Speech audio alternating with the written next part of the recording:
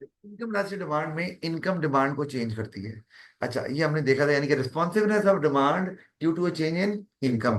Formula हमने देख लिया था, सिर्फ प्राइस की जगह पे नीचे डिनोमिनेटर में इनकम आ गया।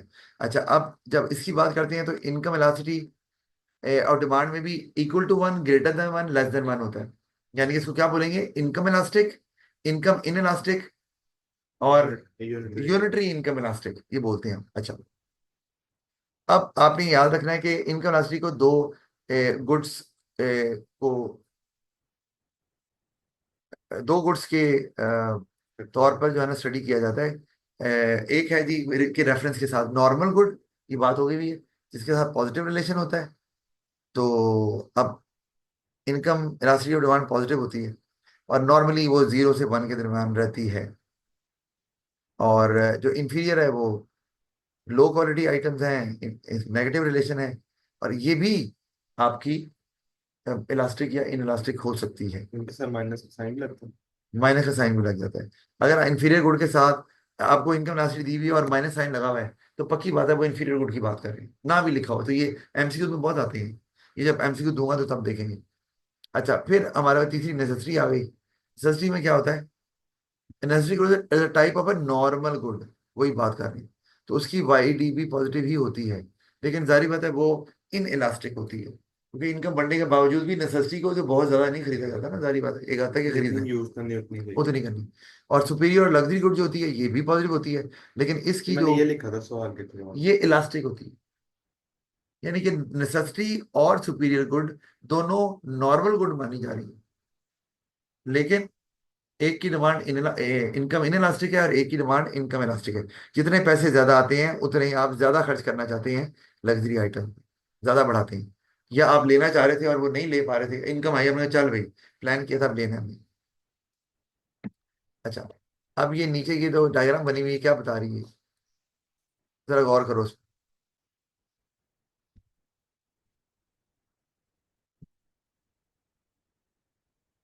क्या बता रही है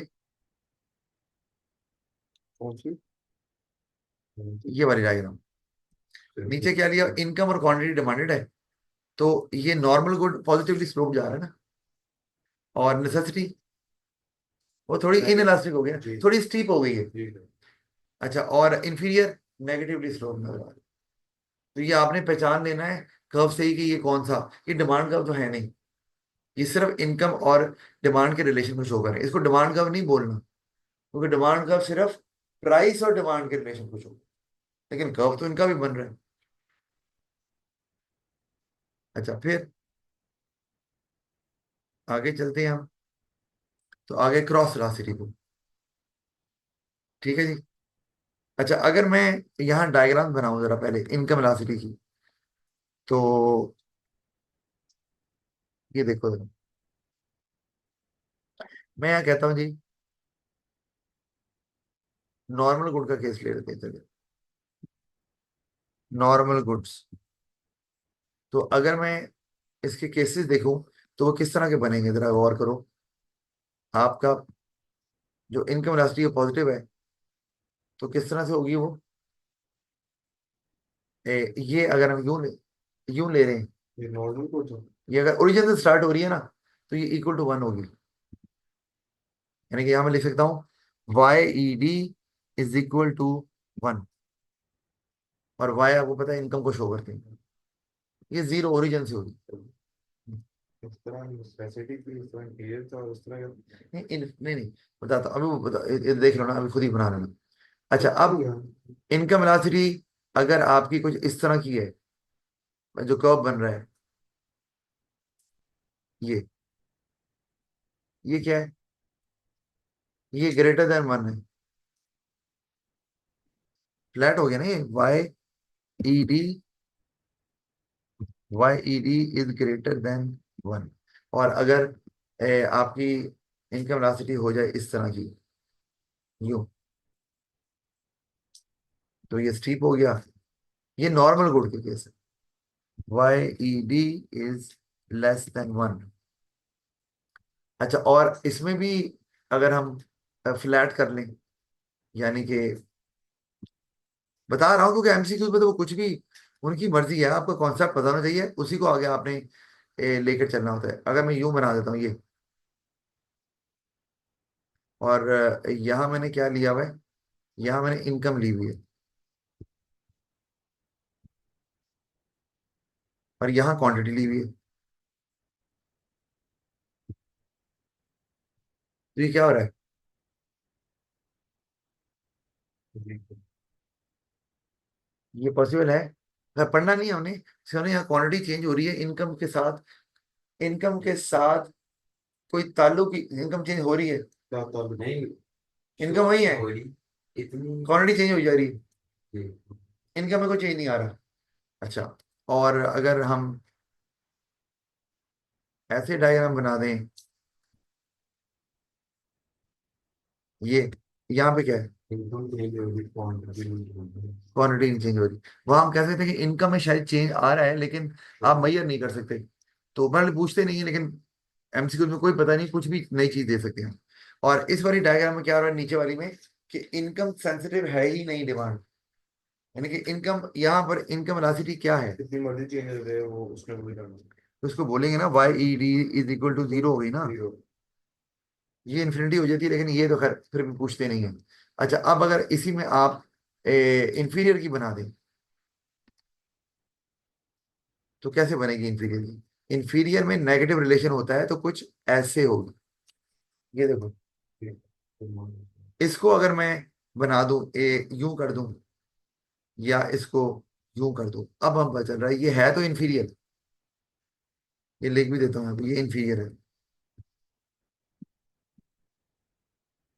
लेकिन इसमें ये जो है ये क्या है बताओ, वाई डी। ये ग्रेटर देन वन है, और ये लेस देन, ये भी होती है, मतलब और इससे ज्यादा डिटेल नहीं पूछते इसके अंदर, सर इक्वल टू ये वन भी हो सकती है। हाँ, ये भी नॉर्मल है, ये तो मैंने वैसे बताया है दिखाने के लिए कि ऊपर वाले दोनों, एक का स्लोप ज्यादा है एक का कम है, तो उस हिसाब से बताया है। इसको मैंने बताना नहीं था, लेकिन इक्वल टू वन भी हो सकती है, लेकिन वो फिर इस तरह का कर्व नहीं होगा, इस तरह होगा। वो हाइपरबोला बनेगा, यूं पूरा ना कर्व आँख की शक्ल में। लेकिन ये मैंने कभी सवाल देखा ही नहीं कि इस पे वो पूछे, तो इसलिए हमें इसकी जरूरत नहीं है।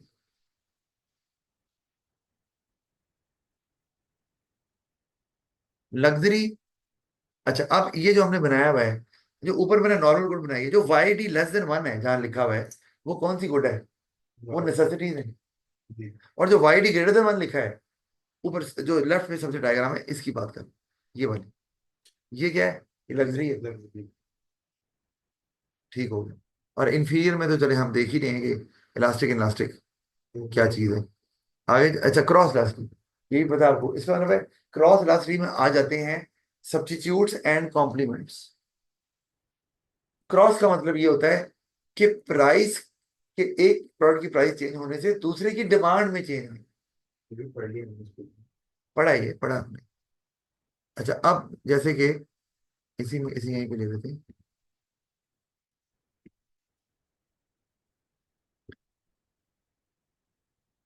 एक सब्स्टिट्यूट्स ले लें, और यहां ले लेते हैं कॉम्प्लीमेंट्स।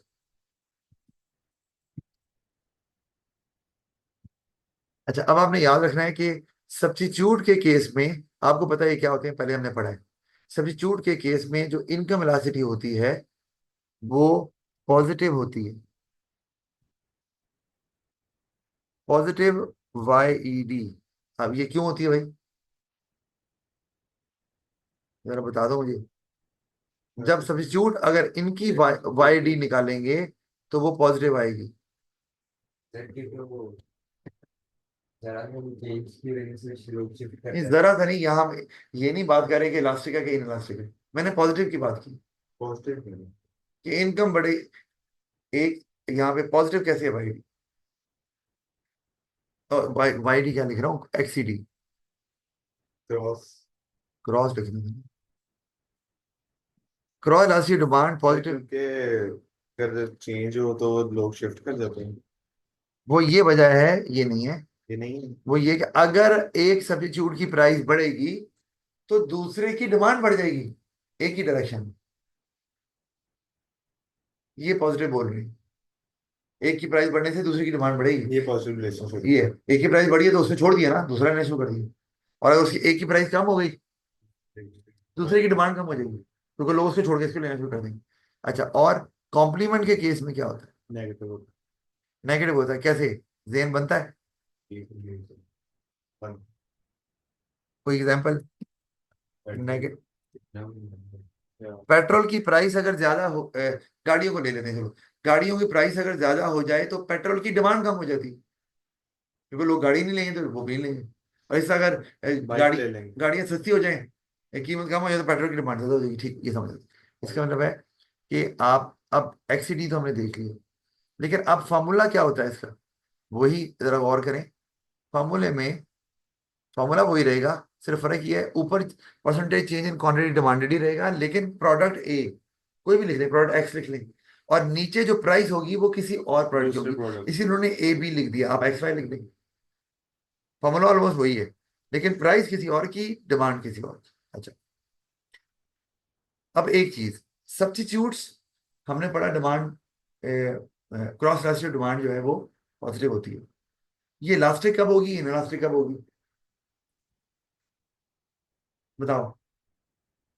इलास्टिक होगी अगर दो प्रोडक्ट बहुत क्लोज सब्स्टिट्यूट्स हैं।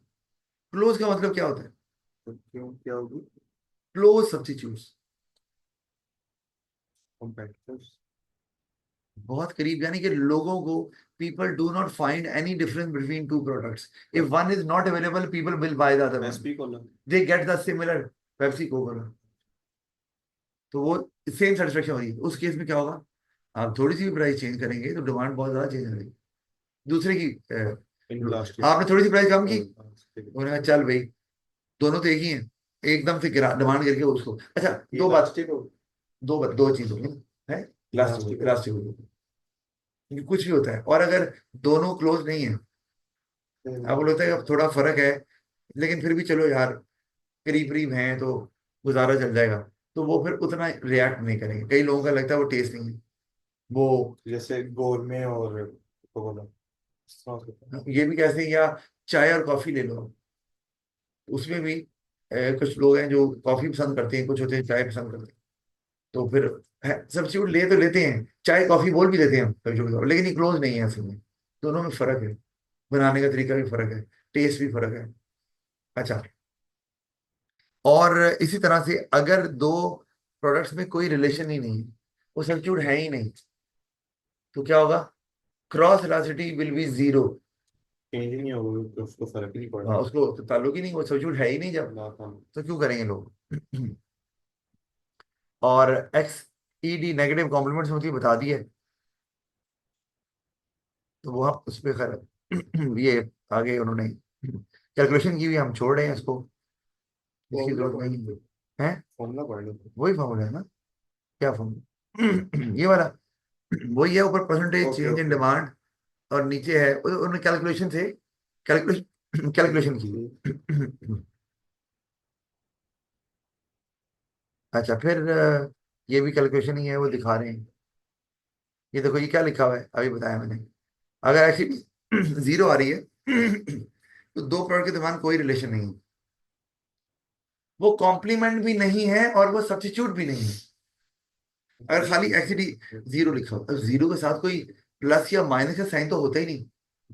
अगर लगा हो तो आप पहचान लेंगे यार, एक्सीडी के साथ पॉजिटिव साइन लगा हुआ है मतलब सब्स्टिट्यूट, या नेगेटिव लगा हुआ है मतलब कॉम्प्लीमेंट। जीरो के साथ तो कोई साइन नहीं होता, तो वो उसका मतलब यही है, कॉम्प्लीमेंट हो या सब्स्टिट्यूट हो, वो आपस में उनका सर कोई ये नहीं। रिलेशनशिप शो करता है पॉजिटिव और नेगेटिव रिलेशनशिप। एक्सीडी, हाँ अगर नेगेटिव लगा तो नेगेटिव रिलेशन। हाँ, ये नेगेटिव इसलिए होता है। प्राइस इलास्टिक डिमांड याद रखना है, प्राइस इलास्टिक डिमांड हमेशा नेगेटिव होती है, हमेशा नेगेटिव होती है। तो आप कहेंगे सर फिर वो greater than one less than one कैसे बनेगा? अगर नेगेटिव है, माइनस साइन है, वो तो लेस देन वन ही आएगा हमेशा। माइनस साइन को इग्नोर करते हैं, माइनस साइन सिर्फ रिलेशनशिप को शो करता है, नेगेटिव है क्या पॉजिटिव है, बस पहचानने के लिए। वो तो वैसे ही रिलेशनशिप बाकी में। आपने माइनस साइन को हटा के देखना है, वन है या वन से कम है, जो भी है। तो यहाँ पर भी प्लस और माइनस के साइन सिर्फ बता रहे हैं कि नेचर ऑफ प्रोडक्ट क्या है, वो आपस में वो उनका क्या रिलेशनशिप है, बस, और कोई मकसद नहीं। आपने उनको वरना कंसिडर नहीं करना। और इसी तरह से इनकम इलास्टिसिटी, उसमें भी पॉजिटिव और नेगेटिव दोनों ही होती है, ठीक है। प्राइस इलास्टिसिटी सिर्फ नेगेटिव होती है, और इनकम इलास्टिसिटी भी पॉजिटिव नेगेटिव होती है, क्रॉस इलास्टिसिटी भी पॉजिटिव नेगेटिव होती है, और एक पेपर में इस पे सवाल भी आया होता है।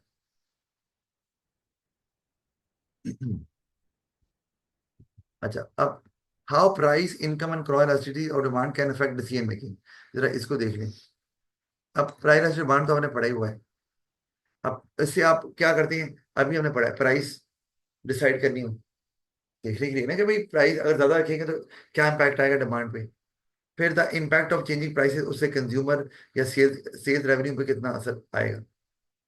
अच्छा, प्राइस वेरिएशन कब करेंगे, अगर इलास्टिसिटी चेंज हो रही है। मैंने पहले ही बताया, सेल फोन था, पहले इलास्टिक थी डिमांड, अब सेल फोन की डिमांड इन इलास्टिक हो गई। तो अगर इलास्टिसिटी चेंज हो रही है तो आप प्राइस भी चेंज करें, ठीक है। एक तो ये, दूसरा, अगर आप ये देख सकते हैं कि आपके प्राइस चेंज करने से रेवेन्यू और प्रॉफिट पे क्या इंपैक्ट आएगा, डिपेंड करता है इलास्टिक है इन इलास्टिक है क्या है। फिर the effects of changes in indirect taxes on government income, ये भी एक इंपॉर्टेंट पॉइंट है। अभी हमने वैसे इस पे बात नहीं की कि टैक्स कैसे कैलकुलेट करते हैं, लेकिन लिखा हुआ है। अगर टैक्स जो है वो लग रहा है, तो टैक्स लगने से क्या होता है, टैक्स लगने से कीमत प्राइस बढ़ती है, प्राइस होगा। इनडायरेक्ट टैक्स लगने से प्राइस ज्यादा होती है। जब प्राइस ज्यादा होती है तो इलास्टिसिटी बीच में आ गई, कि डिमांड एकदम से कम ज्यादा कम होगी या थोड़ी कम होगी। सिगरेट पे टैक्स ज्यादा लगता है, लेकिन फिर भी डिमांड उतनी कम नहीं होती, क्योंकि इन इलास्टिक है, जिसकी वजह से गवर्नमेंट को रेवेन्यू बहुत ज्यादा आता है, इसलिए गवर्नमेंट उसको बैन भी नहीं करना चाहिए। यार बंदों को तो मार रहे हैं आप रेवेन्यू ले जा रहे हैं, वहां पर क्या करना चाहिए रेवेन्यू, जब आपकी हेल्थ इफेक्ट हो रही है। उसी से भी हॉस्पिटल जाते हैं बहुत बड़ा खर्चा हाँ, होता जब है। ऐसी, और कैंसर का कोई, वो अपने जो आपके गवर्नमेंट के हॉस्पिटल्स हैं, वहाँ कैंसर के डिपार्टमेंट बनाए हुए हैं, उसी से होता है कोई ओरल कैंसर जो है, इसका one of the main cause यही है, पान, गुटखा, छालिया, सिगरेट, ये चार। शादी छालिया है, शादी छालिया जैसे कि कभी पान पसंद खाए, वो क्या कहते हैं उसे, हाँ शाही मेवा हाँ खाया ना। हाँ जी। शाही मेवे में जो हार्ड होती है बहुत ज्यादा छाली, वो छालिया, जो चपटी नहीं से आप फेंक देते हो चूस के, या वैसे फेंक देते हो, वो चबाई नहीं जाती है। बॉम्बे की तरह हाँ, वही वही, हाँ। तो तो उसको क्या करते खाते हैं उसको नहीं चबाते खाना ना, हैं। तो वो ओरल कैंसर का बना तो कॉज है। अगर उसको चबाएं तो कैंसर, फिर बिल्कुल खाना ही नहीं है। खा के अंदर तो तंग नहीं खाना, उसको नहीं खाना ना आपने, हाँ। आप ज्यादा खाते हो, नहीं मैंने खाया नहीं। पान में भी इस्तेमाल होता है। अच्छा, खैर, अब ये relationship between PED and price variations in a market, ये हमने पहले ही डिस्कस कर लिया, आपको याद है अच्छे से। हमने अभी पिछली क्लास में भी देखा है क्या, कि अगर पीक और ऑफ पीक सीजन में क्या है, डिमांड ज्यादा ज्यादा ज्यादा बढ़ा देंगे, ऑफ पीक सीजन में कम है, वो डिमांड कम है, प्राइस कम कर देंगे।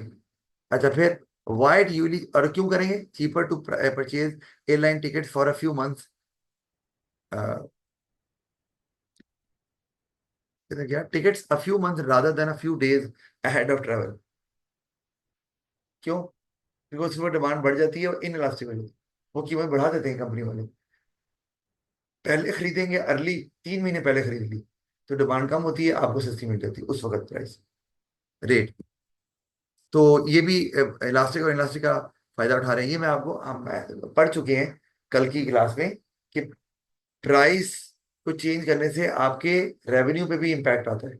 क्या इम्पैक्ट आता है, जब इनलास्टिक डिमांड हो तो प्राइस बढ़ने से क्या होता है, रेवेन्यू को ज्यादा हो जाता है। इन इलास्टिक डिमांड में प्राइस और रेवेन्यू में पॉजिटिव रिलेशन, और प्राइस कम हो रेवेन्यू कम हो जाता है। और इलास्टिक डिमांड में प्राइस और रेवेन्यू में नेगेटिव रिलेशन, ये हम पढ़ चुके हैं बात, ठीक है। ये बार आप इस तरह, why restaurant meals are more expensive during religious festivals, क्योंकि लोगों ने पार्टी करनी है लेकिन तो डिमांड इन इलास्टिक ये तो कम नहीं कर देते प्राइस कर देती है। फेस्टिवल पे जो डिस्काउंट्स लगते हैं, हाँ, वो लगते हैं, जैसे वो रेस्टोरेंट 14 अगस्त वगैरह उस तरह। वो वैसे लगते हैं ना खाने में, रेस्टोरेंट मील पे तो नहीं लगेगा, क्योंकि लोगों ने अपने मेहमानों को खाने पे लेके जाना है, होटलिंग करनी है, इंजॉय करना है, वहां की बात होगी। आम चीजों में तो बिल्कुल मिलती है। तो अच्छा, जैसे वो मैकडॉनल्ड्स वालों ने लगाया होता है डिस्काउंट, वो भी, आजादी सेल हाँ, ये आजादी और डील। ये अच्छा, ये हम पढ़ चुके हैं, relationship between PED and total expenditure on a product. अब आप कहेंगे सर आपने तो टोटल रेवेन्यू पढ़ाया है, कि प्राइस और टोटल रेवेन्यू में क्या फर्क है। और भाई रेवेन्यू, वही रेवेन्यू प्रोड्यूसर के लिए है, सेलर के लिए है, और वही एक्सपेंडिचर कंज्यूमर के लिए है। आपने एक चीज के पैसे दिए 10,000 रुपये, तो वो बेचने वाले के लिए रेवेन्यू है, खरीदने वाले के लिए एक्सपेंडिचर है, तो रिलेशन वही रहेगा क्या, इन इलास्टिक में प्राइस और एक्सपेंडिचर एक ही डायरेक्शन में मूव करते हैं और इलास्टिक में ऑपोजिट डायरेक्शन में मूव करते हैं। तो ये हम चूंकि देख चुके हैं पहले, तो मैं इसको स्किप कर रहा हूँ कि नहीं हम बात कर रहे हैं इस पे। और ये हमें नजर आ रहा है कि आप गौर करो कि जो रेड डिमांड कर्व है वो क्या है, इलास्टिक है या इन इलास्टिक है? इन इलास्टिक है, तो उस पर प्राइस ज्यादा चार्ज हो रही है 11, ठीक है। और जो इलास्टिक है वहां प्राइस 10 चार्ज कर रहे हैं। तो इस तरह से ये किया जाता है। तो हमने पढ़ लिया, ये भी मैं नहीं पढ़ा रहा कि बिजनेस कब ज्यादा प्राइस चार्ज करता है कब कम, ये बहुत दफा हमने बात कर ली है, तो इसको मैं स्किप कर रहा हूँ इसीलिए। अच्छा, फिर है कि ये इंपॉर्टेंट है और ये सवाल भी आता है, एक फर्म अपने प्रोडक्ट की डिमांड को किस तरह से इन इलास्टिक बनाए खुद। एक होता है ना, फर्म देख रही है इसकी डिमांड इलास्टिक है, इसकी इलास्टिक है, तो हमने प्राइस क्या चार्ज करनी है। यहाँ सवाल आ गया वो इन इलास्टिक बनाए ताकि ज्यादा प्राइस चार्ज करे, क्या करे? ब्रांड इमेज बनाए, ब्रांड बिल्डिंग करे। एक, प्रोडक्ट में ऐसी और बोल रहे हो, हाँ बिल्कुल ठीक है, अपने प्रोडक्ट को यूनिक बनाए कि आपके प्रोडक्ट में कुछ ऐसा जो दूसरों में नहीं है, कि आपने एक ब्रांड में बनाया कि यार ये क्वालिटी देते हैं या इनकी स्टैंडर्ड की चीजें होती है, इनसे बाय करनी है, महंगी भी है तो कोई बात नहीं। तो जितने ब्रांड हैं जो स्टैब्लिश हुए हैं वो प्राइस ज्यादा ही चार्ज करते हैं क्योंकि उन्होंने अपने कस्टमर की डिमांड इन इलास्टिक कर दी। मैं उनका कस्टमर नहीं हूँ, मैं सफायर का कस्टमर नहीं हूँ, लेकिन जो कस्टमर हैं वो लेते हैं उसे। तो डिमांड इन इलास्टिक है उस केस के अंदर। वो अच्छा, लेते ही उससे। हाँ उसी से लेती, क्योंकि वो उनकी शान के खिलाफ है, कोई और ब्रांड ले लेंगे या सस्ता ले लेंगे तो। अच्छा खैर, फर्म्स यूज परसुएसिव एडवर्टाइजिंग। कि परसुएसिव पता क्या होता है, आपने कोई बहुत ही famous model, celebrity, actor, singer ले लिया और अब लोगों ने भाई ये तो हमारा फेवरेट एक्टर है, भाई ये जो चीज ब्रांड ले रहा है हमने भी यही लेना है, तो क्या किया आपने डिमांड को क्या बना दिया, इन इलास्टिक बना दिया। ब्रांड इमेज वो भी मैंने बता दी है। अच्छा, इसी तरह एक और तरीका है, आप कंपटीशन को कम कर दें। ये पड़ा ना, कंपटीशन ज्यादा हो तो इलास्टिक होती है, कम हो जाए देना आपके सर, हम क्या मतलब धक्के दे के फर्म को बाहर निकाल दें? भाई मर्जर कर लें, टेक ओवर कर लें, एक्वायर कर ले। एक्वायर कर लें, तो कंपटीशन खुद ही कम हो जाएगा, डिमांड इनलास्टिक हो गई। और लास्ट ये कि मोनोपोली बना लें खुद से। कैसे बनाएं, बाकियों को बाहर निकालें कैसे, ये देखना ना आपने कि आप कर सकते हैं ऐसे, तो फिर तो ठीक है। मर्जर और टेक ओवर इसके लिए वही वो है। इसी में आ तो जाता है इसके अंदर। तो ये आपकी इनलास्टिक हो गई और उसमें आप ज्यादा प्राइस हमें यहाँ पे नजर आ रहा है चार्ज करते हुए नजर आ रहे हैं, और इलास्टिक में हमें प्राइस को कम करेंगे तो डिमांड बहुत ज्यादा बढ़ती हुई नजर आ रही है, जो कि ये पहले बात हो चुकी है, तो इसमें हम बात नहीं कर रहे हैं। अच्छा, एक चीज, प्रोडक्ट को इलास्टिक बनाना ज्यादा मुश्किल काम है, बस यहीं तक ये करेंगे हम लोग भी। इलास्टिक बनाना ज्यादा मुश्किल काम है, वो कैसे होता है, इलास्टिक क्यों बनाना चाह रहे हैं आप कंपटीशन को ज्यादा कर सकते हैं या कम तो कर सकते हैं, ज्यादा नहीं कर सकते आप। वो तो फॉर्म्स आएंगी तो फिर ही बात बन सकती है, अदरवाइज नहीं। तो फिर आप क्या करें, आप ऐसी मार्केट में जाएं ना जहां पे और भी कम फॉर्म मौजूद हैं। तो इलास्टिक कैसे करेंगे, अगर आप कोई स्पेशलिस्ट बाईसाइकिल बनाते हैं और वो सिर्फ आप ही बना रहे हैं, तो आपकी डिमांड है ना इलास्टिक है। आप जो है ना वो मैस मार्केट में आ गए, आपने एक रेगुलर बाईसाइकिल भी बनाना शुरू कर दी, तो कॉम्पिटिशन खुद ही बढ़ गया ना, इलास्टिक हो गई। अब प्राइस कम करके आप फायदा उठा सकते हैं वहां से। सही है ना? बस ठीक है, अभी आज फिर यहीं तक ही देखते हैं, इसको फिर आगे कल करते हैं कंटिन्यू।